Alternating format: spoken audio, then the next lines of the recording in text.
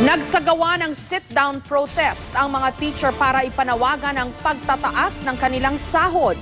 Samantala, tinatayang 400 mga kolehiyo at universidad ang nagbabalak daw magtaas ng matrikula sa susunod na school year. May report si Jay Sabale.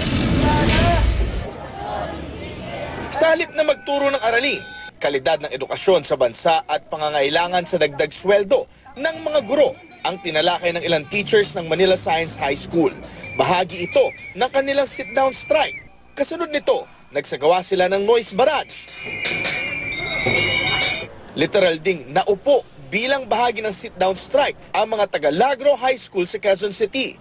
Anila, malinaw na paglabag sa kanilang karapatan ang pagdamutan ng kakarampot na dagdag sa sahod. Yan nga ang malungkot dahil napakahalaga naman ng trabaho ng mga guro at mga empleyado sa paaralan, pero hindi pinapahalagahan. So kailangan pang magkumilos ang mga teachers para pakinggan. Ipakita sa buong Pilipinas na bigyang pansin ang kaguruan, lalo na sa usapin ng sahod. Sa matagal na panahon, nagtitiis ang mga guro sa mababang sweldo. Ganito rin ang hinaing ng mga guro sa Visayas. Sa Cebu, nagmarcha ang ilang guro kasama ang kanilang mga estudyante. Nationwide sa ning activity para panawagan sa salary increase sa tanang mga magtutudlo o sa mga empleyado. Rights for the teacher, itaas ang sweldo! Makibaka! Itaas ang sweldo! Ang Department of Education sinusuportahan daw ang anumang hakban na layong taasan ang sahod ng mga public school teacher at school personnel. Gayunman, hindi raw dapat maapektuhan ang kapakanan ng mga estudyante. Paliwanag naman ng kalihim ng Department of Budget and Management na si Butchabad, mukhang malabo pa raw na maibigay ang hinihiling na dagdag sahod. It's not realistic to expect that. I mean, we're working on the last budget. We told them that we hope to finish by at the latest June, a salary and compensation survey, which will be the basis for deciding, whether we are going to do another round of salary standardization. Sa kasalukuyan, nasa 18,000 pesos kada buwan ang entry-level na sahod ng mga guro.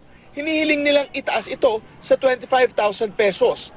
Habang mula sa 9,000 pesos, nais nilang gawing 16,000 pesos ang entry-level salary ng mga empleyado ng eskwelahan. Nakabinbin din ngayon ang tuition hike sa ilang kolehiyo at universidad. Ayon sa National Union of Students of the Philippines o NUSP, nasa 400 kolehiyo at universidad ang nagbabalak umanong magtaas ng matrikula sa darating na school year. Mahirap siya, burden siya sa mga estudyante. Another burden na naman ito para sa mga parents. Ayon sa CHED, pinag-aaralan nila kung dapat nga bang magtaas ng matrikula.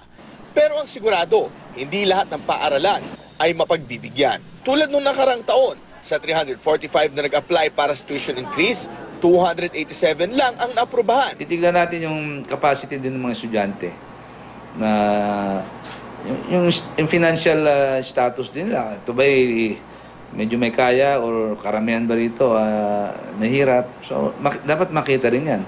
Kasi otherwise, mayroong stress yan sa kanilang finances.